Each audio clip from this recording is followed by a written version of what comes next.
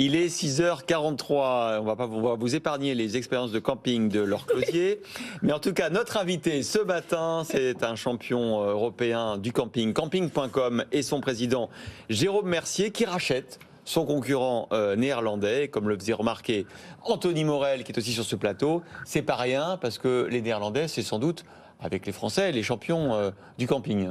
Bonjour, Jérôme Mercier. Bonjour. Oui. Alors, cette acquisition, pourquoi est-ce qu'on rachète son concurrent ? Eh bien, c'est la première plateforme de réservation aux Pays-Bas. On vient rassembler le leader français et le leader néerlandais pour créer le champion de la distribution d'hébergement de plein air en Europe, avec un volume d'affaires qui devrait dépasser les 200 millions dès 2023. Ouais. Donc c'est une acquisition qui est stratégique. Cet opérateur, il est très complémentaire en termes d'émissions de clientèle.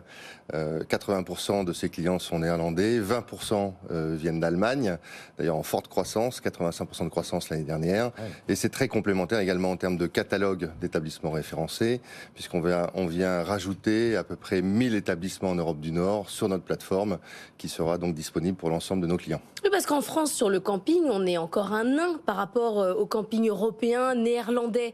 Là, ça va vous offrir un marché européen. On aurait pu se dire, quand on ne connaît pas bien le marché, que c'est les Néerlandais qui auraient dû vous racheter. Alors, en fait, non, la France est le premier parc de camping en Europe. Mais en termes de nombre de gens qui font du camping? Alors, les Français représentent 2/3 des réservations dans les campings en France. Alors on est fort. Ceci dit, les Néerlandais et les Allemands représentent 16% des réservations dans les campings français. Donc c'est effectivement stratégique pour nous de pouvoir permettre à nos hébergeurs partenaires d'exposer leur offre d'hébergement auprès de ces populations, parce que ça va les aider dans la performance et le taux de remplissage de leurs établissements. Vous êtes une marketplace. Est-ce que vous avez des concurrents en France? Est-ce que vous avez été les premiers? Est-ce que c'est comme Hotel.com, Booking.com? Est-ce que vous avez bénéficié de la primauté de l'idée? Alors, on est le leader sur notre marché en France. En volume, on est le leader européen avant même d'avoir fait cette acquisition. Ouais. L'idée, c'est de continuer à aller chercher cette capacité à distribuer sur d'autres canaux et auprès d'autres bassins de population. Ouais. Donc oui, on continue à dérouler cette stratégie avec cette volonté de consolider cette part de marché en Europe. Vous le disiez, attirer un nouveau bassin de population, parce que c'est aussi un symbole, je pense, de la digitalisation du secteur du camping. Alors c'est intéressant de voir, y compris d'ailleurs dans les campings, qu'il y a des nouveaux types d'équipements qui sont en train d'arriver. On utilise beaucoup maintenant des bracelets connectés pour le paiement. Il y a l'importance du Wi-Fi. Il y a même des campings qui ont leur propre application pour savoir si on peut participer au match de volley ce soir, etc. Enfin, il y a un vrai changement. L'image traditionnelle du camping, c'était le séjour relié à la nature et vraiment complètement déconnecté. Et en fait, là, c'est en train de changer complètement ça. Oui, et on accompagne cette transformation, notamment donc, en donnant des vraies solutions au camping et notamment aux campings indépendants pour les accompagner dans leur commercialisation et dans cette digitalisation. On le fait depuis des années en leur permettant de distribuer ou de surexposer leur offre d'hébergement au travers de l'ensemble de nos canaux de distribution. Notre distribution directe, mais également l'ensemble de nos partenaires de distribution. On travaille avec 1200 comités d'entreprise en France, on travaille avec tous les réseaux d'agences de voyage. Donc on leur permet déjà historiquement de surexposer leur offre sur l'ensemble de ces canaux. Et bien on rajoute une dimension internationale pour pouvoir leur permettre de distribuer auprès des Néerlandais et des Allemands. Vous annoncez une levée de fonds de 27 millions d'euros. C'est pour financer l'acquisition ? Alors notamment, et continuer nos investissements, l'idée de cette levée de fonds, c'est de se donner les moyens de nos ambitions.